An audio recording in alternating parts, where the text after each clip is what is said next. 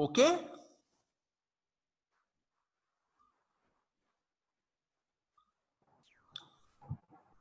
Sir मुझे आपसे इसमें एक और चीज भी पूछनी है।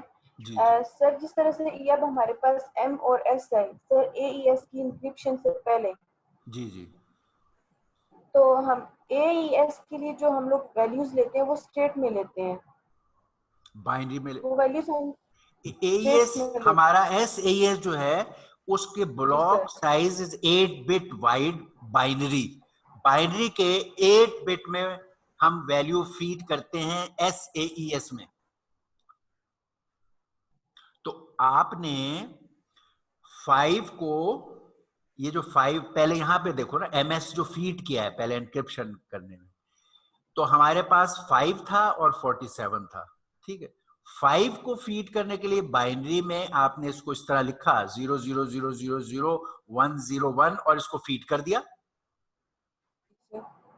47 का आपने इक्विवेलेंट बाइनरी लिया, ये इंटीजर वैल्यू थी, तो आपने डेसिमल टू बाइनरी कन्वर्शन आपको चाहिए। यहां आपने डेसिमल को बाइनरी, ये डेसिमल नंबर है, दे आर इंटीजर नंबर, जी सर। आपने इनको कन्वर्ट किया है बाइनरी में और यहां फीड किया है। 5 की जगह आपने 0000101 किया है, 47 की जगह what ever is the binary pattern in this 8 bit वो फीड किया है। जब इन्हें फीड किया तो अल्टीमेट आंसर आपका कुछ भी हो 8 बिट आंसर होगा, क्योंकि साइफर टेक्स्ट का साइज 8 बिट है। तो 5 के लिए भी एक 8 बिट आंसर आएगा और 47 के लिए भी एक 8 बिट आंसर आएगा।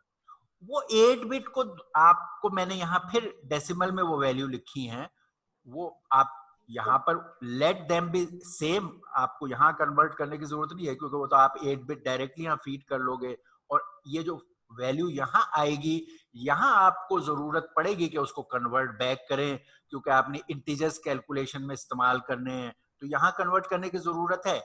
इधर कन्वर्ट करने की जरूरत भी नहीं है, आप ये दोनों भेज दो 5 एंड 47 के बाइनरी, जो भी आंसर आया है उसके बाइनरी भेज दो 16 बिट अलग अलग। पहले 5 के बाइनरी भेज दो, फिर 46 के बाइनरी भेज दो, फिर 5 ही को डिक्रिप्टर में फीड करके वो कर लो और फिर 47 को कर लो, दोनों को। ठीक है ना, और आपने उसको अपने यहां डिक्रिप्टर से निकाल लिया। जब निकाल लिया तो अब आंसर को आपने जरूर वो करना है। ठीक है ना, ये असल में 5 एंड एम डैश की वैल्यूज ये हैं, एम डैश और एस डैश ये है 547। 547 को हमने एनक्रिप्ट किया था, तो ये वैल्यूज बनी थी, सपोज हमने की थी 152 और 215, इनको आप एज बाइनरी ही यहां फीड कर दो।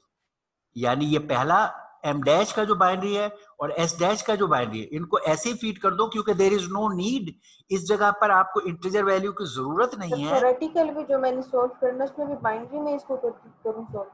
हाँ हाँ, ये एक्चुअली तो बाइनरी में है। अभी देखो पहले का आंसर बाइनरी में आएगा, 5 को तो आपने बाइनरी में कन्वर्ट करना पड़ा। देखो ये चीजें इंटीजर में होती हैं, इसकी चीजें बाइनरी में है। बाइनरी में ठीक है, तो जहां आप इधर की आउटपुट को इधर फीड कर रहे हो, वहां तो आपको डेसिमल टू बाइनरी कन्वर्टर की जरूरत पड़ेगी। यहां जैसे मैंने कहा कि 5 की बजाय ये नंबर 0000101, ये कैसे हुआ? 5 को डेसिमल टू बाइनरी कन्वर्शन किया और इस पे फीड कन्वर्ट किया। किया। इसी तरह 47 को वहां से एक नंबर आया था, उसको आपने डेसिमल टू बाइनरी कन्वर्शन किया और फीड किया। ठीक है ना, यहां आपको कन्वर्शन की जरूरत पड़ी क्योंकि ये बाइनरी पैटर्न इसको देनी थी। लेकिन ये आउटपुट जो आपकी निकल रही है ना, यहां से कोई सपोज 152 का एक बाइनरी निकला और एक 215 का बाइनरी निकला, एम डैश, इन्हें हमें अभी यहां कन्वर्ट करने की जरूरत नहीं है। जहां जरूरत हो करें, हम ये एज इट इज पहले 152 का बाइनरी जो इधर से निकलेगा पहला, उसको यहां फीड कर दें और उसकी आउटपुट बाइनरी का 5 निकलेगा। फिर हम ये 215 का बाइनरी को एज इट इज फीड कर दें और वो उसमें 47 का बाइनरी निकलेगा। समझ रहे हैं? तो तो हमें दोबारा से कन्वर्ट करें। यहां कन्वर्शन की जरूरत नहीं थी, यहां कन्वर्शन की जरूरत नहीं है। जो इधर से निकले इधर फीड कर दो, दूसरा निकले उधर फीड कर दो। जब ये दोनों बाइनरी में, क्योंकि ये बाइनरी का है 8 बिट, तो इनके आंसर फिर बाइनरी में आएंगे। क्या वो आंसर इस तरह के होंगे, जैसे आंसर आना था पहले का 5 तो आएगा 0 0 0 0 पहले की तरह 0, और आखिर में ये 101। तो पहले का आंसर ये आएगा 8 बिट।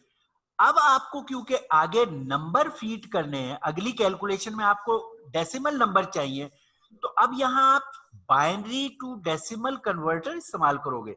इस जगह डेसिमल टू बाइनरी कन्वर्टर की आपको जरूरत पड़ेगी, डेसिमल टू बाइनरी कन्वर्टर, और इस जगह यहां बाहर binary binary to decimal. To decimal converter.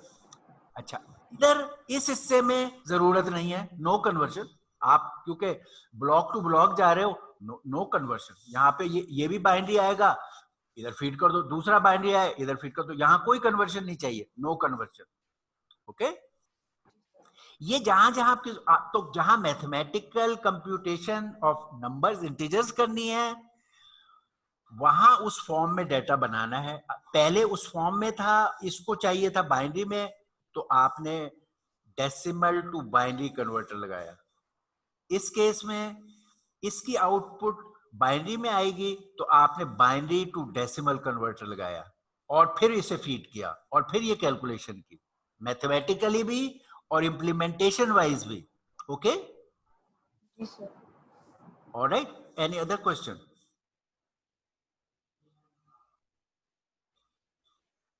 Okay, fine,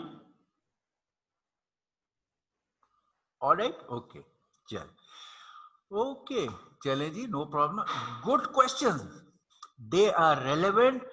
It seems that you are working on it and you are facing those real issues till the time।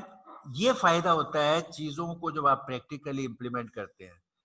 Theory भी use होती है, theory से denial नहीं है।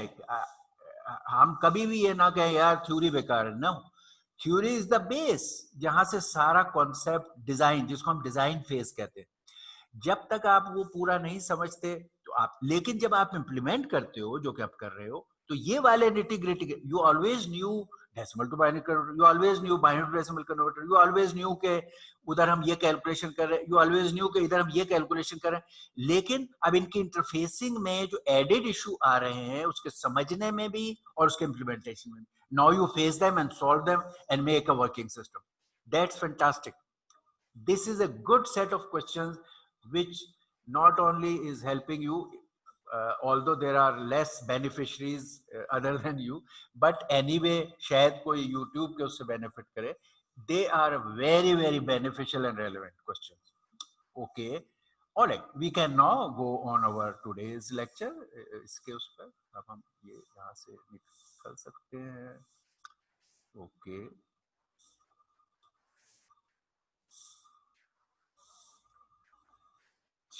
ये हम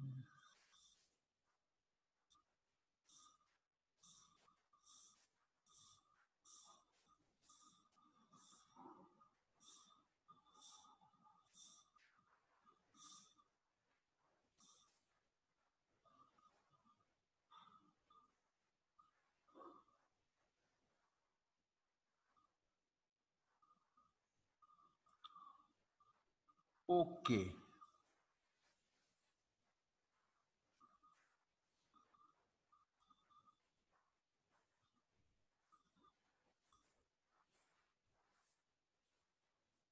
अच्छा, हमारा आज का टॉपिक और lecture is on, new topic is entity authentication. Okay, before we start on today's topic, my as usual my question, any issues with our last lecture जिसमें हमने मोड्स ऑफ ऑपरेशन कवर किए थे? Do you have any question on that?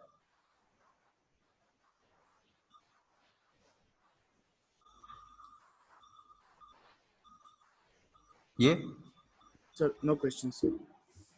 No question? No. देखा है, पढ़ा है? Sir सच बताएं तो बिल्कुल टाइम नहीं मिला इसका देखने के लिए। सर में अच्छा, सेमेस्टर प्रोजेक्ट है। हाँ, तो फिर ये कहो, सर हाँ इस वजह ये से अभी इसको प्रॉपर देखा नहीं है। अगर लेक्चर देखेंगे ना तो वो आपने लेक्चर में असल में ना बाज़ औक़ात होता है कि हम लेक्चर्स जब देख लेते हैं चीज़ क्लियर नहीं होती, लेक्चर देख लेते हैं वहीं पे क्लियर हो जाती है। वो इक्का दुक्का स्टेप होता है कि वो उसमें बंदा स्टक हो जाता है, तो वो फिर आपके साथ डिस्कस हो जाती है ओके नेक्स्ट क्लास में। ओके, चलो वेरी गुड। तो इसको देखना, इससे सवाल पूछना। जी मैं जी जी आपको जी एज ए एप्रीहेंशन, क्योंकि आपने देखा नहीं है, तो मैं इसको खाली एज ए, क्योंकि अब आपने डिटेल हमने कर ली है, तो दैट्स ए गुड टाइम। तो एक उसको ओवर टॉप से देखना कि अरे हमने किया था, क्योंकि कई दफा आप जब डिटेल भी कर रहे होते हैं, पहले हम स्टार्ट तो हम ऊपर से ही होते हैं, मगर जब डिटेल करने लगते हैं तो वो थोड़ा सा लॉस्ट हो जाते हैं। तो अब उसको हम खाली अब ओवरऑल देखते हैं कि क्या हमने इसमें किया है, वो बस हमें समराइज कर लेते हैं। ये जी जी बेसिकली आप भी अपने प्रोजेक्ट में इस्तेमाल करोगे, और ये रेलेवेंट प्रैक्टिकल चीज़ों में है कि जब आपकी डॉक्यूमेंट बड़ी हो, जो आपने किसी हद तक पहले किए भी हैं, और जी वो चीज ब्लॉक या एक स्मॉलर सेट को ही एनक्रिप्ट डिक्रिप्ट या साइन करती है, तो आपको मसला आता है कि मैं बड़े डॉक्यूमेंट को एनक्रिप्ट करने के लिए क्या करूं। तो आपका तरीका ये है कि आप ये मोड्स ऑफ ऑपरेशन इस्तेमाल करते हो, ब्रेक करते हो डॉक्यूमेंट को पीसेस में, और उसको बारी बारी वो काम करते हो और फिर इकट्ठा करते हो, दूसरे एंड पर भी वही प्रोसेस रिपीट करते हो। इसका ऑब्वियस और सिंपल केस जो आप कर रहे हो, पहले भी किया था, अब भी करोगे, आसान तरीन है कि आप स्टेट ब्रेक करो और 1 to 1 हर ब्लॉक कन्वर्ट करो और फिर वापस डी कन्वर्ट कर लो। तो वो ईसीबी है, इलेक्ट्रॉनिक कोड मोड, जो यहां पर है। लेकिन देर आर इश्यूज इन, जब आप लोग इनको इम्प्लीमेंट करते हो, हर मोड जो आप इख्तियार करते हो उसके कुछ प्लस माइनस होते हैं। जैसे इसका हमने देखा, ये एक रिलेट करने का खराबी थी, एक ही हमेशा आंसर आता है एक प्लेन टेक्स्ट का, इससे लोग फायदा उठाते थे। तो उन्होंने कहा कि चलो हम इससे इस बात को ये करें कि हम कुछ और तरीके करें कि ये मसला खत्म हो। तो उन्होंने साइबर ब्लॉकचेनिंग की, जिसमें उन्होंने इस मसले को हल कर लिया। ये वाला मसला था कि यार ये 1 to 1 होते हैं तो लोग रिलेट कर लेते हैं किसी टेबल शेबल में डेटा को, तो ये करें।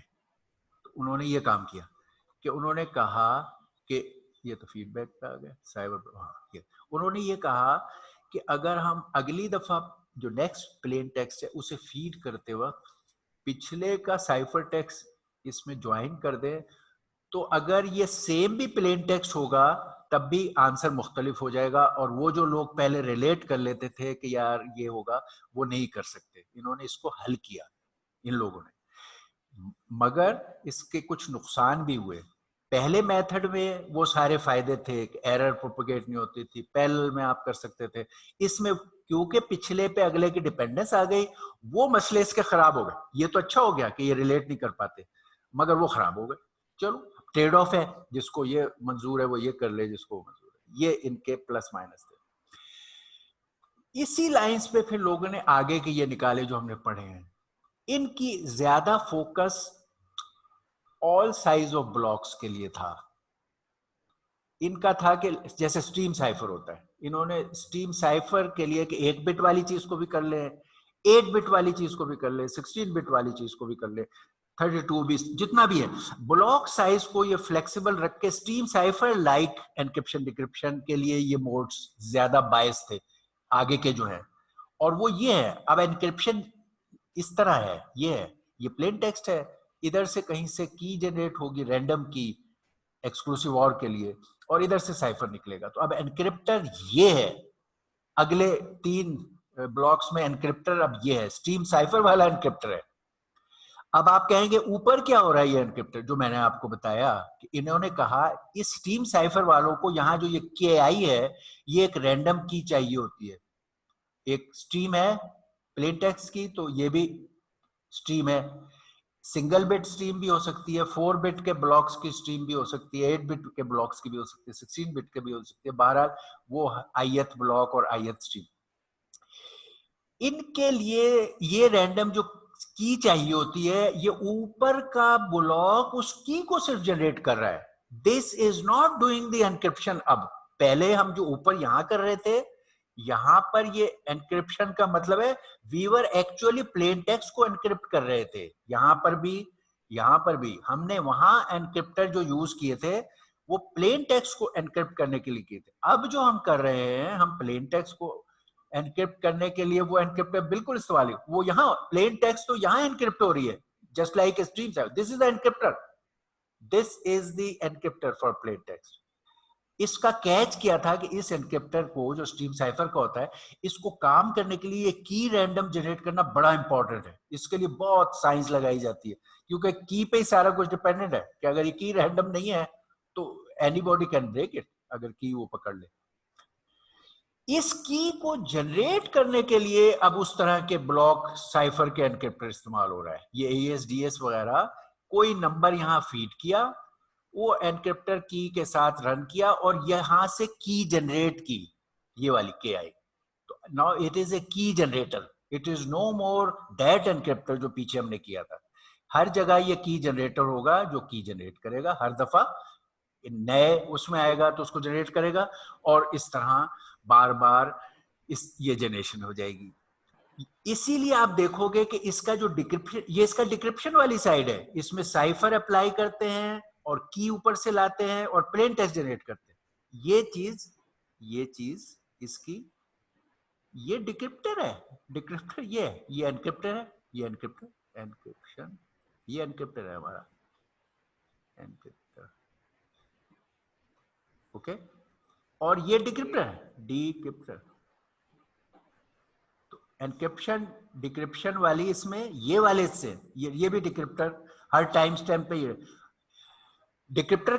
एनक्रिप्टर का मतलब है P, encryptor is PI plus KI is CI, यानी हर ब्लॉक के लिए एनक्रिप्शन ये है, ith ब्लॉक के लिए। Decryption CI plus KI, same KI चाहिए यहाँ, ये यहाँ ये डिक्रिप्शन में CI के साथ वही KI इस्तेमाल होगा, तो आपको CI के साथ KI, तो आपको PI मिलेगा। तो ये डिक्रिप्शन है, इधर से KI आएगा ऊपर से सेम KI, और इधर से CI आएगा और यहां से आपको PI मिल जाएगा, ये डिक्रिप्शन है। अब आप इसलिए देखोगे कि अगेन ये हिस्सा जो है इट इज सेम की जनरेटर, ये और ये दोनों आप देखेंगे यहां पे ब्लॉक में आपको एनक्रिप्ट नजर आ रहे हैं, दिस इज नॉट डिक्रिप्शन। ये दोनों AES-DS वगैरह को इस्तेमाल करके एनक्रिप्टर के तौर पे आपने सेम की जनरेट की है। तो again it is a key generator, this is also की जनरेटर, ये की जनरेटर है, और सेम की जनरेटर बिल्कुल एक जैसा होना चाहिए ताकि यहां की एक सी जनरेट हो at the time of decryption. तो आप देखोगे यहां पर भी ये एनक्रिप्ट है, यहां पर भी एनक्रिप्ट है। क्या वजह है? दोनों एक ही की जनरेट करने के लिए इस्तेमाल हो रहे हैं, दे आर की जनरेटर। यहां डिक्रिप्शन नहीं है, यहां डिक्रिप्शन है, ओके। तो ये इन्होंने अब स्ट्रीम साइफर ओरिएंटेड बनाया है, ये वाला ब्लॉक साइफर फीडबैक। अच्छा, इसका नाम और अगले का नाम है आउटपुट फीडबैक। ये साइफर फीडबैक है, अगला जो है वो है आउटपुट फीडबैक। अब क्या फर्क है? बहुत छोटा सा फर्क है दोनों में। इसमें ये जो साइफर आपने जनरेट किया था, ये साइफर जनरेट किया था, इसको आगे फिर ये असल में नेक्स्ट साइकिल में दोबारा चला रहे हैं, तो इनपुट पे इसको फीडबैक कर दिया, ठीक है। तो ये साइफर को फीडबैक करते हैं इसमें, इसको कह रहे हैं साइफर फीडबैक मोड। अगला एक और मोड जो हमने सीखा था वो बिल्कुल सब कुछ यही था, वही की जनरेटर, वही एनक्रिप्शन, वही डिक्रिप्शन, वही की जनरेटर, बिल्कुल वही है सारा कुछ, सिवाय कि अब जो फीडबैक हो रहा है वो इस साइफर वाले स्टेज के बजाय इस स्टेज से हो रहा है, यहां से, यहां से ये फीडबैक यहां से हो रहा है। उसमें यहां से था फीडबैक साइफर से, इसमें की जनरेटर की जो आउटपुट है वहां से हो रहा है, इसलिए इसका नाम रख दिया आउटपुट फीडबैक। यानी इन्होंने इस स्टेज को आगे नेक्स्ट साइकिल के लिए उसको रिपीट कराया। तो बस इन दो में सिर्फ ये फर्क था, इन दो मोड्स में, 3 और 4 में। तो आपने ये 4th मोड में कर लिया। इसको अब यहां मैंने ड्रॉ किया है क्योंकि ये मोड्स ज्यादा बायस थे और बने थे और यूज भी होते हैं स्ट्रीम साइफर में। इसलिए हमने इस अरेंजमेंट को, इन मोड्स के अरेंजमेंट को यहाँ स्ट्रीम साइफर के सिस्टम में ये कैसे लगेंगे, कैसे काम करेंगे, उसको नीट करके ड्रॉ कर दिया है। वो वाले नाम भी इस्तेमाल कर लिए। स्ट्रीम साइफर में क्या होता है कि कोई इधर से एक सिंगल या 2 बिट या 4 बिट या 8 बिट या 16 बिट जो भी पीआई आएगा, उतने ही बिट की इधर से केआई आएगा और ये सीआई पैदा होगा। तो स्ट्रीम साइफर में again this is the encryption, ये स्ट्रीम साइफर। और यही स्ट्रीम साइफर की डिक्रिप्शन है कि जब सीआई आए और उस पर वही की अप्लाई करो तो पीआई निकल आएगा। तो हमारा स्ट्रीम साइफर का एनक्रिप्टर और डिक्रिप्टर ये है। और ऊपर वही की जनरेटर, यहां लिख भी दिया हमने की जनरेटर, ये की जनरेटर थे। इसमें वो एईएस डीएस हो सकते हैं, ये जो ये है इसमें कोई एईएस डीएस कोई भी आप इस्तेमाल कर लो, ब्लॉक साइफर एईएस डीएस, ये की जनरेटर के लिए इस्तेमाल हो रहे हैं। और इनके अंदर ये की वो है, ये की यहाँ की एनक्रिप्ट करने वाली की नहीं है, ये इस की जनरेटर में जो एईएस डीएस इस्तेमाल हो उसकी की है। जो हमारे इस एनक्रिप्टर में की इस्तेमाल हो रही है वो ये है, ठीक।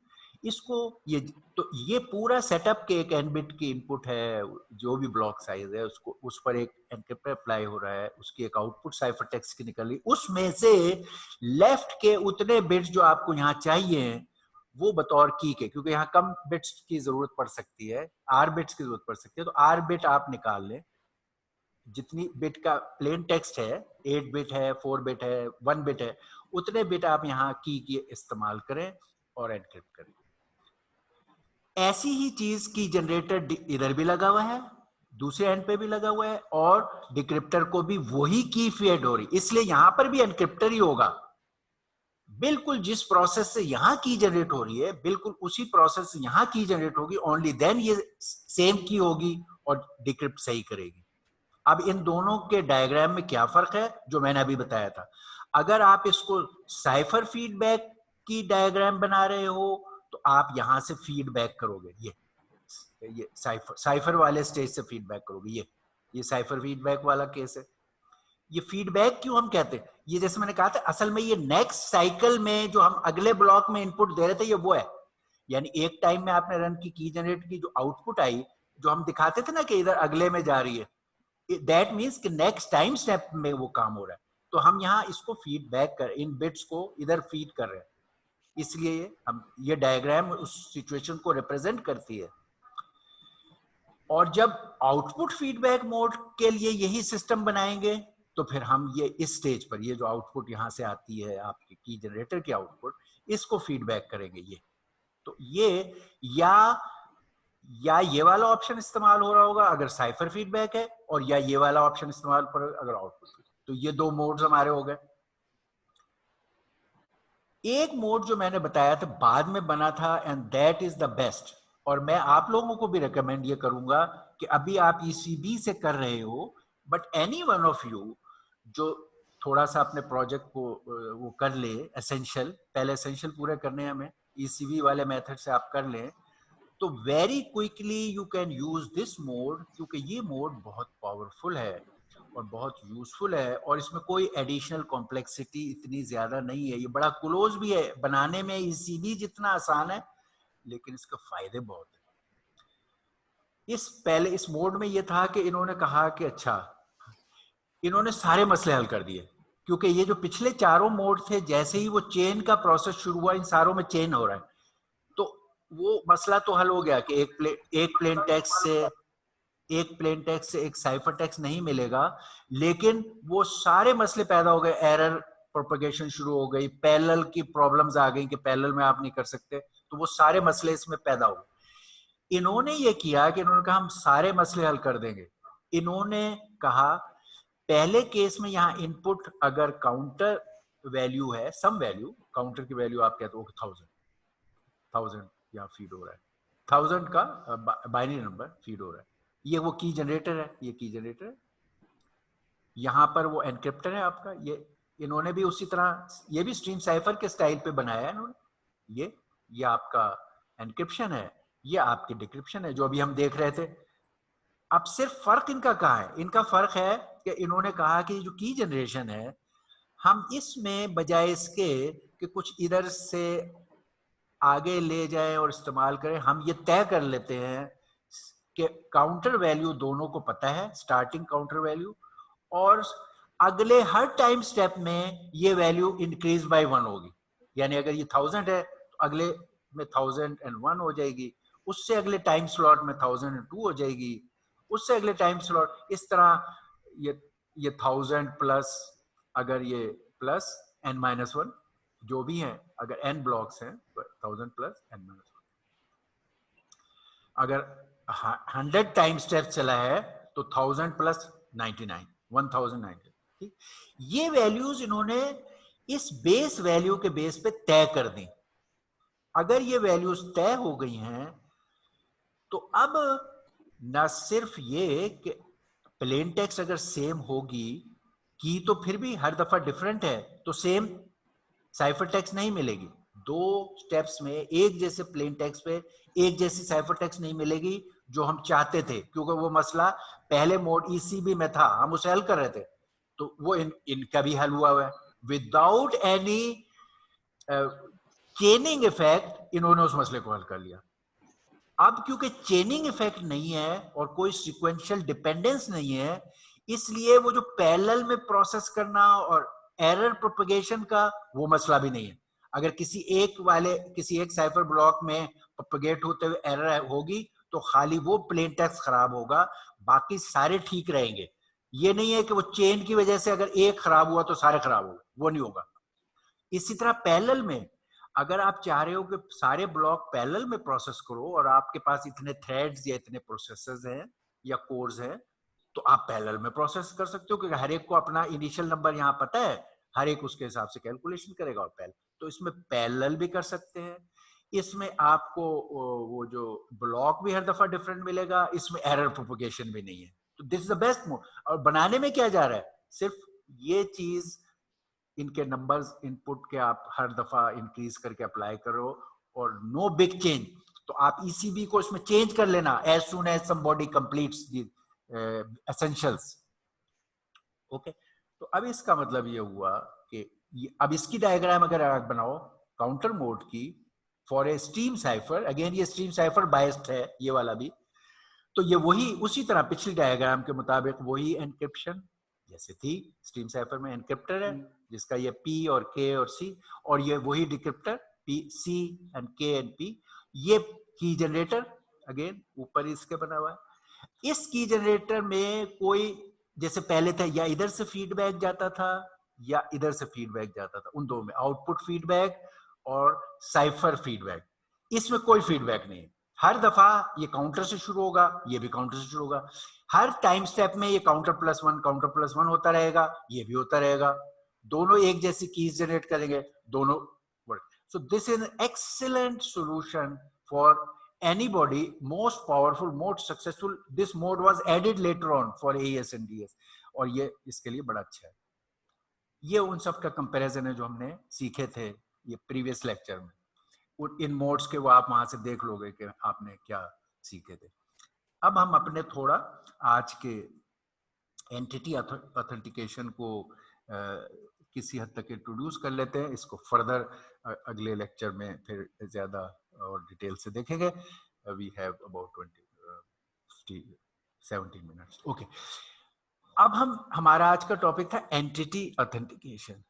हमने पहले भी ऑथेंटिकेशन की है, इफ यू रिकॉल, हमने तो ऑथेंटिकेशन बड़ा टाइम गुजारा है, तो क्या are we going to repeat, या कोई आपको इसमें कहीं थोड़ा सा फर्क नजर आ रहा है?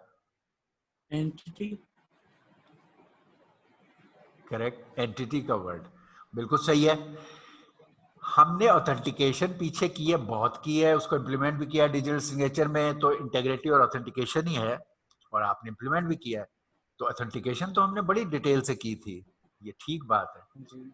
ये मैं इसका ले पॉइंट, ये तो वही है, ये वर्ड जरा सा डिफरेंट है। वहां पर हम मैसेज को लेते थे और उसकी ऑथेंटिकेशन करते, मैसेज के साथ authentication information like digital signature उसके साथ जोड़ देते थे, और दूसरी तरफ चेक कर लेते थे कि ये मैसेज सही सोर्स से आया, सही पर्सन की तरफ से है, एलएस नहीं भेजा है मैसेज, तो वहां पे थी मैसेज ऑथेंटिकेशन।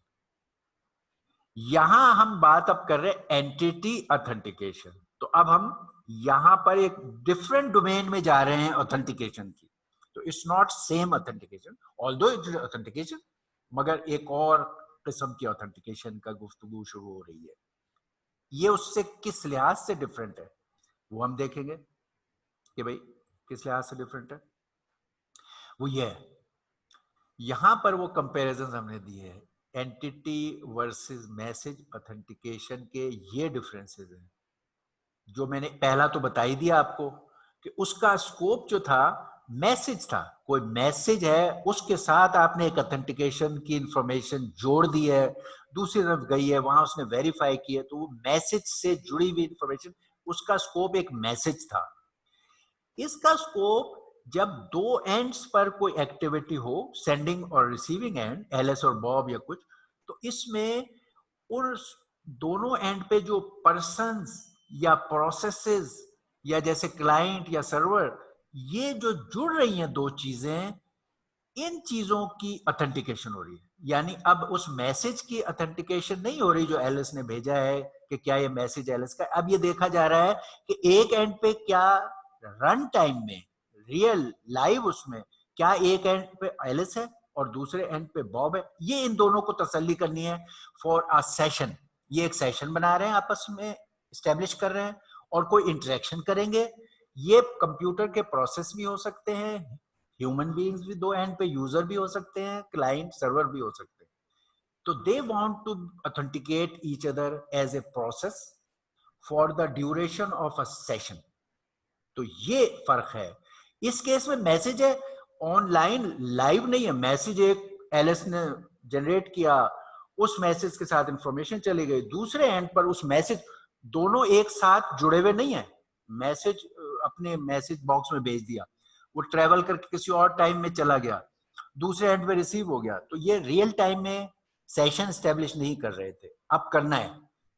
तो रियल टाइम ऑनलाइन, जैसे कि एटीएम में बैंक और आपके दरमियान सेशन स्टैब्लिश होता है और आप पे ट्रांजैक्शन करते हो, जबकि ईमेल तो ऑफलाइन करते हो आप, उसमें आपको सेशन स्टैब्लिश नहीं करते रियल टाइम में। Duration is the whole session, तमाम सेशन जब तक स्टैब्लिश है। आपका एटीएम और बैंक अगर 6-7 ट्रांजैक्शन या इंटरेक्शन कर रहा है तो वो आपस में कनेक्टेड रहेंगे, और इस केस में मैसेज के साथ जुड़ी हुई ड्यूरेशन है बस उस चीज की। ये है फर्क जो अब नई ऑथेंटिकेशन जो अब आप सीखने लगे हो वर्सेस द प्रीवियस जो आपने सीखी थी। इस नए के डोमेन में कुछ टर्मिनोलॉजी हमें चाहिए जो यहाँ पे हमने बताई। इसके अंदर अब हम वर्ड इस्तेमाल करेंगे। क्या होगा, दो एंड पे दो लोग होंगे या प्रोसेसेस होंगे, या इस केस में ये दो एंड्स है, एक ये सेंडिंग एंड जैसे पहले होता था, एक रिसीविंग एंड, ये एलएस सपोज पहले था एलएस, ये बॉब बी। ये दो यूजर्स या कंप्यूटर्स या प्रोसेसेस हैं। इस केस में जरूरत ये होगी कि कोई भी इंटरेक्शन करने से पहले एक दूसरे के बारे में ये एक दूसरे को पहचाने और ओके करें। Alright, you are a valid person to establish the session. तो सेशन को स्टैब्लिश करने के लिए ओके करने में एक दूसरे को कुछ ना कुछ इंफॉर्मेशन दिखानी है, जिससे जैसे आप एंटर होते हैं तो आप अपना को पास दिखा देते हैं या कोई अपना आइडेंटिटी कार्ड दिखाते हैं या कोई और। तो किसी तरीके से इन्होंने एक दूसरे को पहचान के सेशन को ओके करना है। तो जो फर्द अपने आप को चाहता है कि उसको वैलिड किया जाए वो क्लेमेंट कहलाता है। फिर उसको एलिस जो है ये एक क्लाइंट है और ये एक सर्वर है। सपोज ये क्लाइंट सर्वर जो ये सर्वर है, एलिस ने इस सर्वर को एक्सेस करना है। तो अब एलिस इज ए क्लेमेंट कि वो अपने आप को इस सर्वर से को तसल्ली कराए कि भाई I am a valid user, authorized user, मुझे सेशन स्टैब्लिश करने दो और काम करने दो। तो उस केस में एलिस को हम कहेंगे claimant. It is the entity which desires to prove the identity है। अच्छा, दूसरे एंड पर जिसने तसल्ली करनी है वो वेरीफायर है। ये क्लेमेंट, ये वेरीफायर, ये वेरीफायर। इसने तसल्ली करनी है कि यार ये जो दूसरे सिम्प से क्लेम आ रहा है क्या ये सही है। क्या मैं इसको मान लूं? तो क्लेमेंट और वेरीफायर की टर्म इस्तेमाल होती है एंटिटी। अगर ए ने ए क्लेमेंट है और इसने वेरीफाई करना है तो ये हो सकता है बी भी ए से, बॉब भी एलिस से अपने आप को वेरीफाई, तो फिर बी क्लेमेंट होगा और ए तसल्ली ए को करनी होगी वेरीफाई करके, फिर ये क्लेमेंट और ये वेरीफाई हो जाएगा। ओके, ये हो गई टर्म। वेरीफाई करने के कई तरीके हैं। सबसे ट्रेडिशन, अच्छा, इन तरीकों को बेस क्या है? ये तरीके जो वेरीफाई करने के हैं कि भाई कोई किसी की आपने तसल्ली करनी है भाई ये बंदा सही है, जो कह रहा है, जो क्लेम कर रहा है ये वही है, उसके लिए क्या होता है? वेरीफाई में कोई चीज, इस बात, something you know, like password, आप अपना पासवर्ड या कोई ऐसी की या ऐसी चीज बताते हैं जिससे आपको पता चल जाता है yes you know that password. Something ये पोजेस, जैसे कि आपका कार्ड होता है, एटीएम कार्ड या आपका क्रेडिट कार्ड, उसके पोजेस करने का प्रूफ, ठीक है। और एक तीसरा something which is inherent, inherent आपके उसमें, जैसे ये वाली चीजें हैं कि fingerprint, face recognition, eye ball, तो ये इनहेरेंट चीजें, ये इनमें से कोई एक चीजों पर बेस करके आप ये वेरिफिकेशंस करते हैं, तो सारा इसके गिर्द घूमेगा ये सारा आपका प्रोसेस। इसको शुरू करने से पहले थोड़ा सा few words about the replay attack, क्योंकि हमें इसके अंदर जो एक मेजर मसला आता है वो रीप्ले का आता है। जब आप एंटिटी ऑथेंटिकेशन करते हैं तो एक मसला जो हमने पहले जनरल प्रॉब्लम्स में पढ़ा था, replay attack, for various reason, मगर specific to this replay attack को देखना होगा क्योंकि इसकी सारी बेस ही उस पे है। वो ये है, ये वही डार्थ है जिसको हमेशा अपनी पैसे बैंक से, ये यूनिवर्सिटी है, ये बैंक है, ये डार्थ है, ये हमेशा ये यूनिवर्सिटी कहती है इधर इसको बैंक को भेजती है एक स्टेटमेंट कि भाई फला को इतनी पे दे दो, फला को इतनी पे दे दो, और बैंक उस चीज को पहले सेशन वगैरह को एस्टेब्लिश करता है। और ये इसमें रीप्ले का चक्कर ये होता है कि अगर if there is somebody in the middle, वो एक इंफॉर्मेशन जो जा रही थी, जैसे इसने कहा कि भाई डार्थ को गिव डार्थ $1000, $1000, चलो $1000 यहाँ लिखे, बैंक को गया, बैंक ने पे कर दिए। अच्छा, इसने इसको रिकॉर्ड करके रख लिया, ठीक है। अच्छा, अब ये कुछ टाइम बाद इसी इंफॉर्मेशन को खुद बैंक को भेजेगा। अच्छा, आमतौर पे रुकावटें इस बात की होती हैं कि जी की सही है कि नहीं, हैश ठीक था कि नहीं, हैश साइंड है, मैक है, फला है, जो हमने सारे मेथड सीखे हुए, एनक्रिप्टेड है, इसके पास तो की शी तो कुछ नहीं है, लेकिन जो कुछ ये भेज रहा है वो एलिस की वजह से वो सारे ठीक थी। अगर साइन किए हैं एलिस ने तो इट इज अ साइन, वाइस को वेरीफाई करेगा, वो कहेगा हाँ यार ये तो एलिस के साइन है। अगर एनक्रिप्ट किया था एलिस ने तो वो एनक्रिप्ट डिक्रिप्ट करेगा, वो कहेगा हाँ यार ये तो एलिस के एनक्रिप्टेड है। इसने कोई चीज, इसको पता नहीं है कोई की, कोई इसने ब्रेक कुछ नहीं किया है, इसने एज इट इज स्टोर किया और उसको एज इट इज भेज दिया। फायदा क्या इसने उठाया कि वो जो था कि गिव डार्थ $1000 या $1000, वो स्टेटमेंट बैंक ने अपने सारे चीजें अप्लाई की, डिक्रिप्शन अप्लाई किया उसने, की वो फला फ्लू, हर चीज पे वो चीज वेरीफाई हो जाएगी, डिजिटल सिग्नेचर वेरीफाई हुए कि भाई हाँ एलएस नहीं भेजा है, और उसने सारी तसल्लियां करने के बाद उसको पे कर दी, उसके अकाउंट में भेज दिए $1000, और वो रिसीव हो गया। ये है रिप्ले अटैक कि इसमें आपको इंफॉर्मेशन ब्रेक नहीं करना पड़ी, लेकिन आपने रिपीट करने से फायदा उठा लिया। ये हमने पहले भी सीखा था।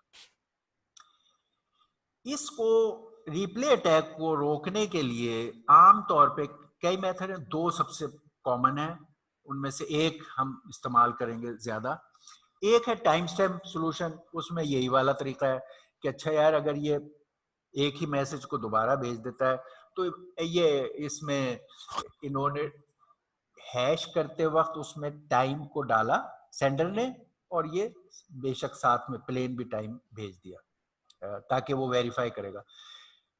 और इसने इस इंफॉर्मेशन में से जब टाइम से ये हैश बनाया और वो उसके बराबर किया, तो उसने टाइम की इंफॉर्मेशन इस्तेमाल हो गई। तो टाइम इज, ये इंफॉर्मेशन खाली उस टाइम में at this our minute second fraction of A second पर जब ये भेजा गया था उस टाइम में। अब अगर ये जो है किसी और टाइम पर ये काम करने की कोशिश करेगा